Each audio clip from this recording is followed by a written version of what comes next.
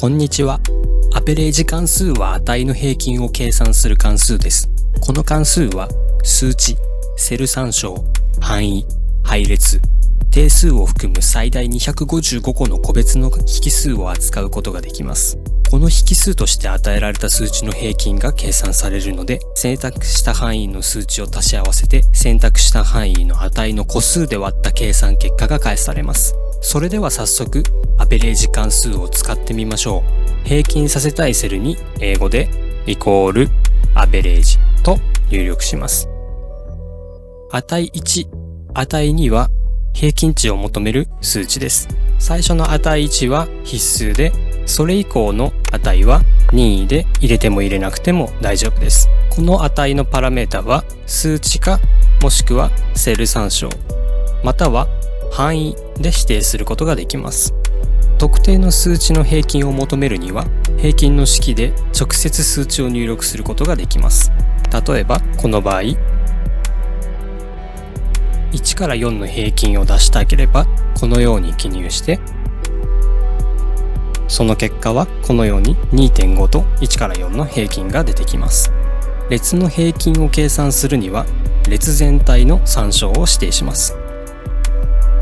このように列に値が入っているときにアベレージ、そして列全体を選択するとその答えが出てきます。行の場合も同じようにアベレージ、列全体を選択してエンターを押すと同じように平均が出ます。ここで注意ですが、アベレージ関数では平均を計算する際に0が含まれているので注意してください。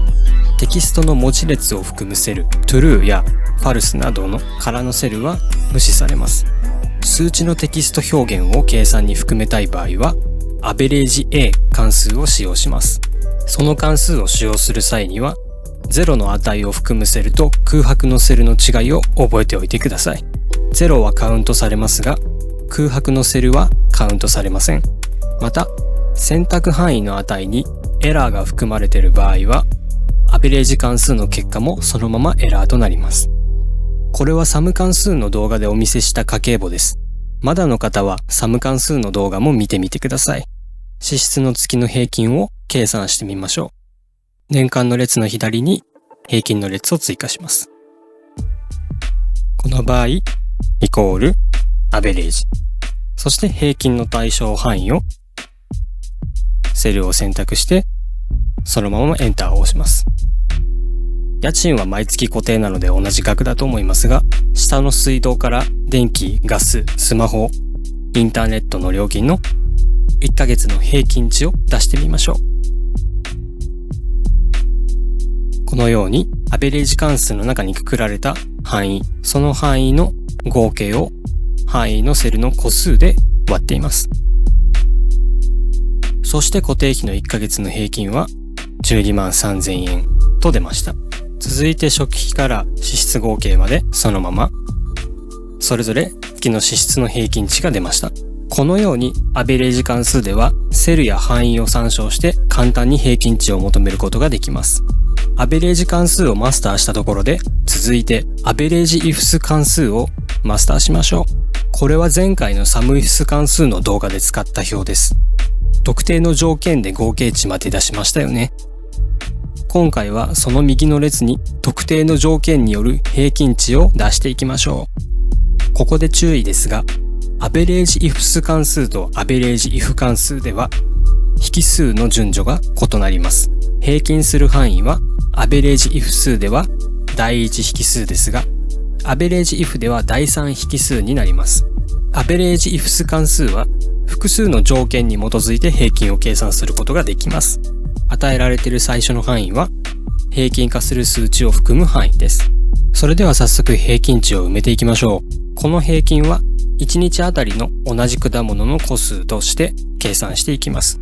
まずはメロンからアベレージイフス、平均範囲は C 列の個数、条件範囲は B 列、そして条件はこの中からメロン、エンターを押すと平均が10個1日の平均が10個ということが、分かりました。確かめてみましょう。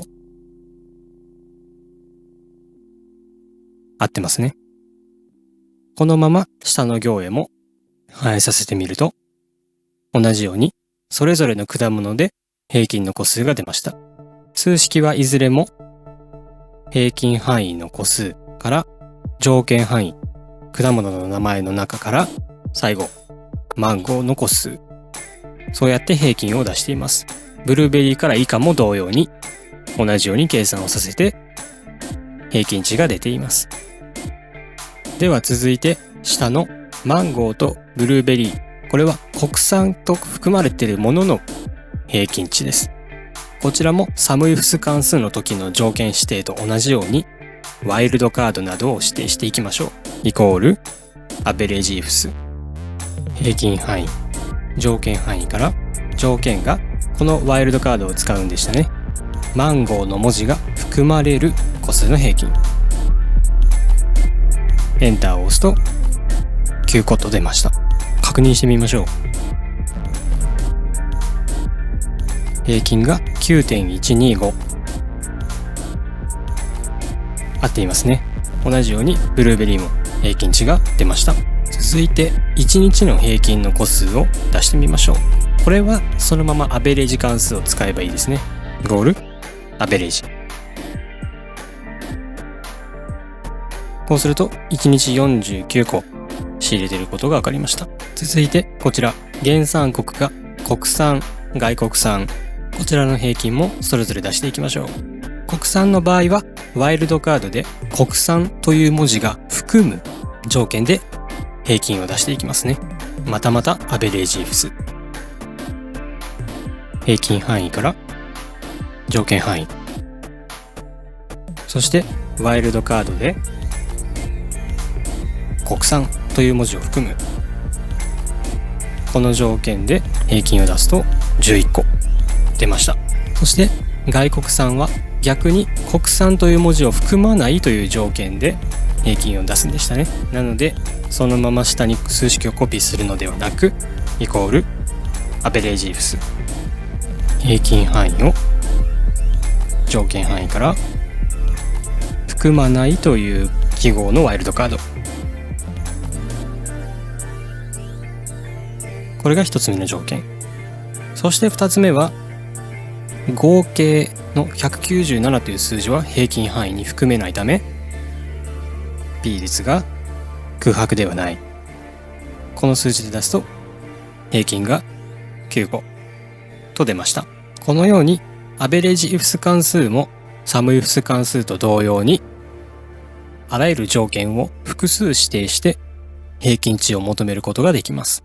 この関数でも最初のペア、条件範囲、条件、こちらが必須になっていて、2つ目以上の条件というのは任意、入れても入れなくても答えを出すことはできます。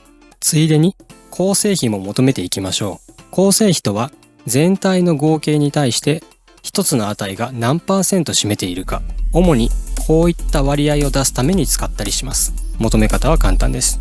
イコールメロンの構成比を出すには全体の何%に当たるのか、こうすると 15% と計算結果が出てきます。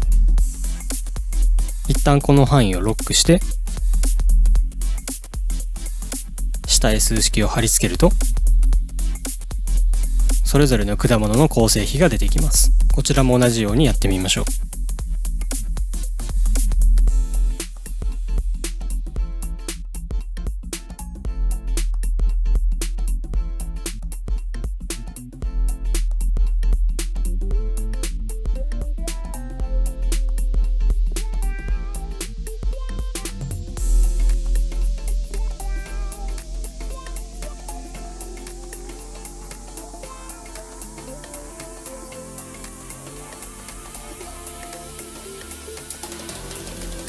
このように構成比も割り算形式で簡単に割り出すことができます。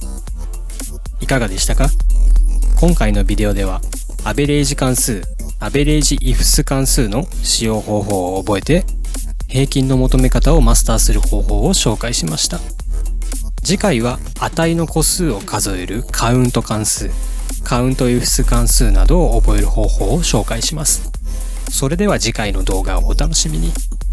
スキルアップのためにぜひともチャンネル登録をよろしくお願いいたします。